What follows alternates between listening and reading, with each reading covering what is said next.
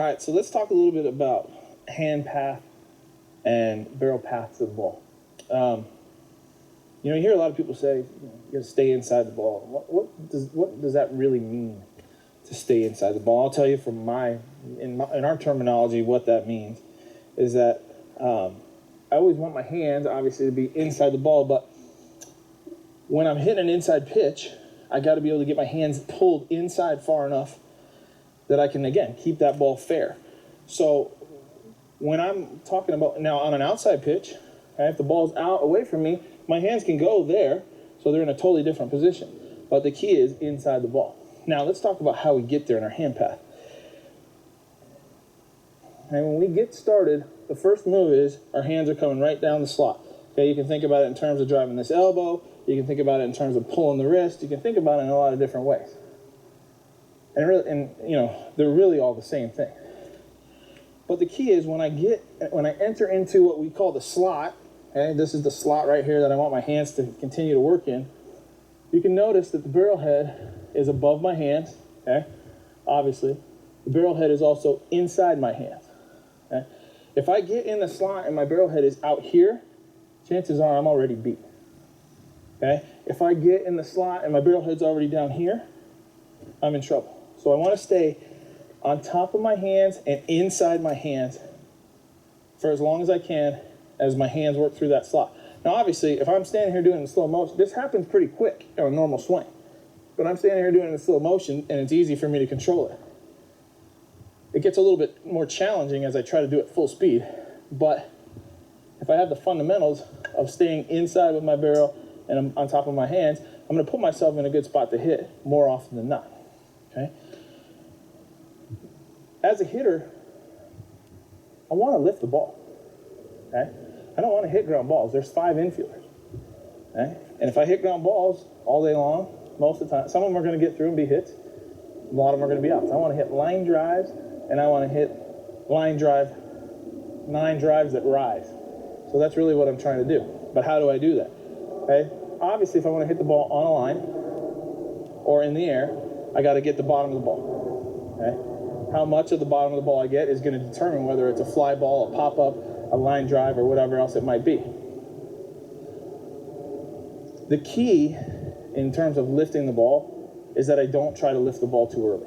And what you see with a lot of hitters, and the reason their barrel head gets underneath their hands really early, is because they're trying to lift the ball way back here in their swing. They've already started to lift. I'm going to lift this ball, so when they get to contact, there's your bat angle.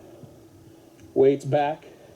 And where's the ball going to end up going? Unless I hit it absolutely perfectly square, I'm going to pop that ball up. Okay? So the key is to stay on top of your hands as long as you can and get flat in the zone. And then once I get flat in the zone, be able to lift out front of my swing. Okay? Again, we do want to lift the ball. And you'll hear coaches, the different coaches say, you got to hit the top of the ball, hit down on the ball. Again, 5 infielders make it awful hard to hit a lot of ground balls that turn into hits. I want to hit line drives. So how do I hit line drives? I get my barrel head flat in the strike zone. Okay? I'm not hitting down on the ball, but I'm getting flat early and staying through the strike zone as long as I can. Okay? And you can see when I did that right there, my barrel head, if my timing is absolutely not perfect, that's okay, because my barrel head gets in the strike zone here, and my barrel head stays in the strike zone all the way through there. So if my timing is not absolutely perfect, that's okay, because I have all the way from here to there to make contact with the ball. Now, that being said, the more perfect my timing is, the harder I'm going to hit the ball.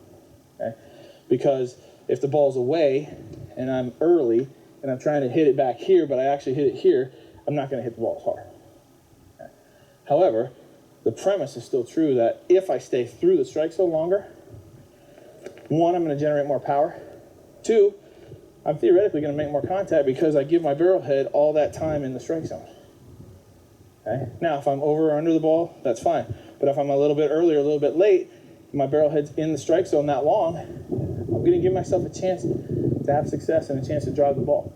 So that's what we're really looking for when we do this, is making sure barrel stays, again, inside the hands, on top of the hands, and when I go to get in the strike zone, I get in the strike zone at a good angle so that my barrel head can be flat in the zone. Eventually it's going to come back up because eventually I'm going to swing, Eventually I'm gonna have to finish my swing, so it's gonna come back up to finish. But how long can it be flat in that strike zone is gonna determine my chances of success. So, that's what we're looking for, is being flat in the zone. A lot of times you'll hear me say, you lifted too early on that ball. And what lifting too early means is just that you're losing your barrel head trying to lift the ball too soon. Okay? I don't have to lift the ball until I get out here, and now I can lift. And you'll notice two very drastically different swings there. Okay? One swing where the barrel head is way underneath my hand, one swing where I'm flat and I'm getting through the ball. Now, that being said, if the ball's down here at my knees and I have to hit it, my barrel head will be a little bit under my hands. Okay? A little bit. You see that angle. What we want to avoid is that angle. Okay? A little bit of angle, you're going to have that naturally if the ball's down in the strike zone. As the ball comes up in the zone, it's a lot easier for me to be flat. Even up here, I can be flat up here in the zone and drive the ball. Down's a little tougher because my arms only go to here. So if the ball is right at my knees, I'm going to have a little bit of an angle to hit that. And that's okay. But we got to make sure that angle's not too steep. And the steeper that angle gets in my barrel head, the harder it is to hit the ball. Again, it doesn't mean it'll never happen. Doesn't mean some people won't hit home runs where you look and you see this barrel angle and the ball goes out of the park. Okay? It's simply because they squared the ball up, even though their barrel angle wasn't perfect. And that's going to happen sometimes. But our concern is how often can we make it happen over and over and over. Okay? How consistent what can we be with what we're trying to do? And if we can be consistent with what we're trying to do, then we're going to be more consistent in the results that we get from it. So that's what we're looking for when we do this. And I think sometimes that barrel angle and those kind of things are a little bit overlooked. Sometimes people think if I'm flat in the strike zone, I'm going to hit the top of the ball and I am going to hit ground balls. No, you're not. Okay? You just have to get flat in the strike zone and hit the bottom of the ball. Okay? Easy to say. You just have to do that. Not always easy to do. But as with anything else, practice, practice, practice, practice, and you get there. I really think hitting is a skill that you can be very, very good at through practice. Okay? I think to some degree some great hitters are born, but very good hitters can be made.